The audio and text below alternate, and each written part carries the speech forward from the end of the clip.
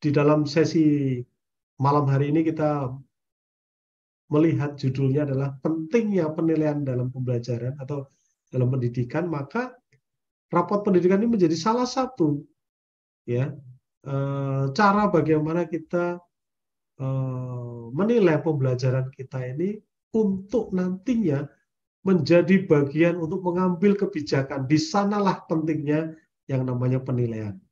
Nah, Bapak Ibu tentu tidak asing dengan rapot pendidikan ya yang saat ini lagi gencar-gencarnya gitu ya. Jadi rapot pendidikan itu menjadi sebuah sarana untuk menunjukkan potret. Ya, potret apa? Potret hasil belajar, potret bagaimana apa yang terjadi di satuan pendidikan tersebut. Ya, semuanya dipotret dalam berbagai aspek. Ya. Dari sini kita melihat bahwa rapot pendidikan itu nanti digunakan untuk pengambilan kebijakan melalui perencanaan berbasis data. Ya, jadi tidak mungkin sebuah kebijakan ini diambil, dibuat, diputuskan itu tanpa ada data yang berbicara. Nah, ini sekarang ini akan diarahkan sampai ke sana, Bapak Ibu. Hasil asesmen nasional dikembalikan kepada sekolah dan Pemda melalui platform rapot pendidikan. Ya, untuk apa sih? Untuk memudahkan evaluasi diri dan perencanaan tindak lanjut. Jadi asesmen nasional tidak menghasilkan skor individu murid, guru maupun kepala sekolah, tidak. Rapat pendidikan untuk bisa mendorong refleksi dan mengurangi tekanan. Skor sekolah hanya dapat dilihat oleh sekolah masing-masing serta dinas pendidikan. Jadi skornya hanya bisa dilihat oleh sekolah masing-masing dan dinas pendidikan. Hasil ditampilkan dengan menghindari ranking pelabelan negatif terhadap sekolah dan daerah. Ini penting. Nah, saya sengaja menambahkan ini, Bapak Ibu, beberapa miskonsepsi ya tentang perencanaan berbasis data.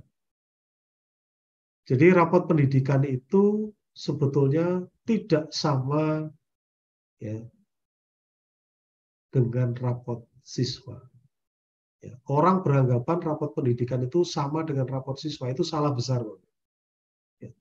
Rapot pendidikan tidak sama dengan rapot siswa. Rapot pendidikan mengevaluasi layanan pendidikan di sekolah dan di daerah. Ya, rapot siswa diterbitkan oleh sekolah. Jadi beda, rapot pendidikan dan rapot siswa. Nah, saya mengajak Bapak Ibu untuk melihat bagaimana pentingnya penilaian melalui rapot pendidikan itu. Karena apa? Karena bisa untuk mengambil kebijakan, tadi saya katakan melalui perencanaan berbasis data. Kemudian, mutu pendidikan dinilai dari kondisi sekolah, kelengkapan sarpras, media ajar, serta prestasi siswa dan dalam perlombaan. Itu mungkin dulu, Bapak Ibu. Ya, itu mungkin dulu.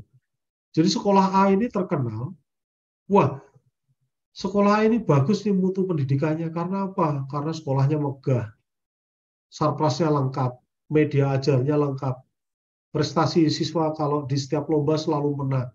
Ya, itu pandangan dulu. Ya, tapi sekarang mutu pendidikan dinilai dari kemampuan hasil belajar siswa, baik kemampuan kognitif dan non-kognitif. Tetapi tidak hanya itu saja, Bapak Ibu. Ya, tidak hanya dari sisi kognitif dan non-kognitif, tetapi juga lingkungan belajarnya aman atau tidak. Lingkungan belajarnya nyaman atau tidak. Atau sudah memenuhi, atau apakah lingkungan belajarnya inklusif. Ya, ini yang saya pikir menjadi menarik, Bapak Ibu. Ya, mungkin ada sekolah yang kondisi sekolahnya mungkin tidak terlalu mewah. Kelengkapan sarplasnya cukup. Ya. Media ajarnya juga cukup. Tetapi lingkungan belajarnya itu aman, jauh dari kekerasan, jauh dari perundungan, ya, jauh dari SARA dan lain sebagainya, nyaman. Maka bisa dikatakan bahwa mutu pendidikan di sekolah tersebut itu baik. Ya. Coba bayangkan misalkan sekolahnya mewah, lengkap, sarplasnya lengkap, media ajarnya lengkap, ya, prestasi siswanya juga luar biasa, tetapi di dalamnya, ya, masih ada perundungan, ya, masih ada SARA di dalamnya, ya, maka di sana kita tidak bisa mengatakan bahwa mutu pendidikannya baik. Kemudian berikutnya, apabila hasil profil pendidikan banyak yang kurang baik, saya akan dicap jelek dan dihukum. Itu dulu, ya. Jadi profil pendidikan yang diberikan itu untuk memotret mutu pendidikan untuk perbaikan berkelanjutan, Bapak Ibu. Bukan untuk cap, oh ternyata sekolah ini jelek, sekolah ini perlu mendapatkan hukuman dan lain sebagainya. Tidak. Tetapi profil pendidikan yang kurang baik itu akan menjadi bahan pengambilan keputusan ya untuk perbaikan berkelanjutan sehingga mutu pendidikannya dapat meningkat, ya. Jadi bukan menjadi alat untuk menghukum, tetapi bagaimana untuk meningkatkan perbaikan yang berkelanjutan. Nah, ini yang ada di dalam rapot pendidikan, yaitu menuju perencanaan berbasis data.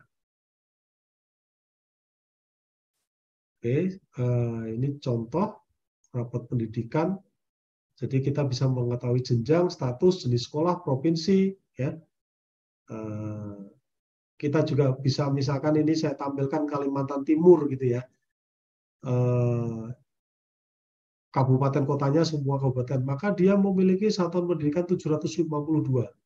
Responden siswanya 26.000 sekian, kepala satuan pendidikannya 500 sekian, jumlah gurunya 10.000 sekian. Ini potret rapot pendidikan misalkan di Provinsi Kalimantan Timur. Lalu hasil AKM pada asesmen nasional untuk memetakan kompetensi murid ke dalam 4 tingkatan, Bapak Ibu. 4 tingkat, yaitu yang pertama adalah tingkat yang paling rendah, yaitu perlu intervensi khusus. Yang kemudian tingkat berikutnya adalah dasar, berikutnya cakap, dan terakhir mahir. Ya. Itu berlaku untuk kompetensi literasi membaca maupun numerasi. Ya, jadi ada beberapa tingkatan.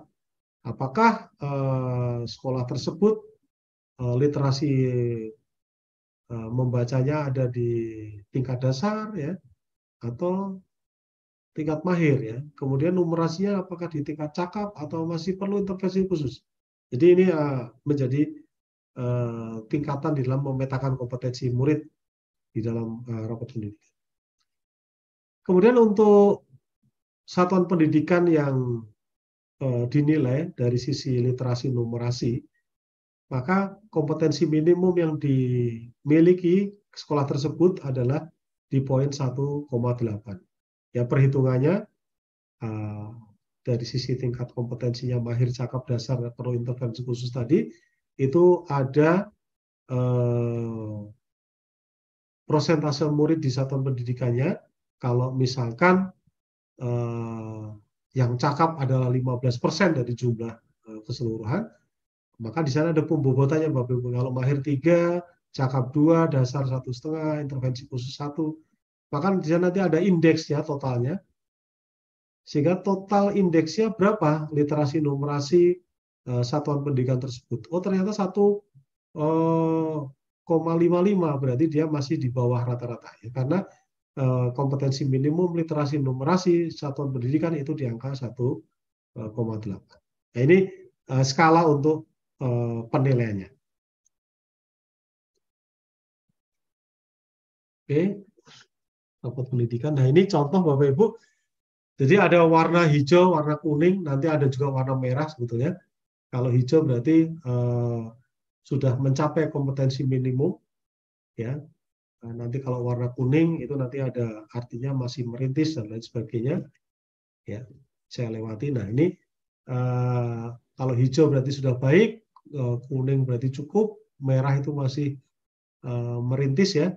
Jadi ini ada beberapa indikator-indikator yang bisa kita lihat di rapot pendidikan.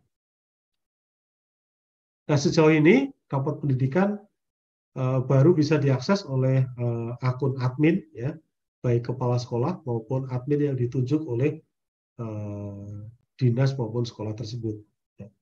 Jadi dengan akun Belajar ID.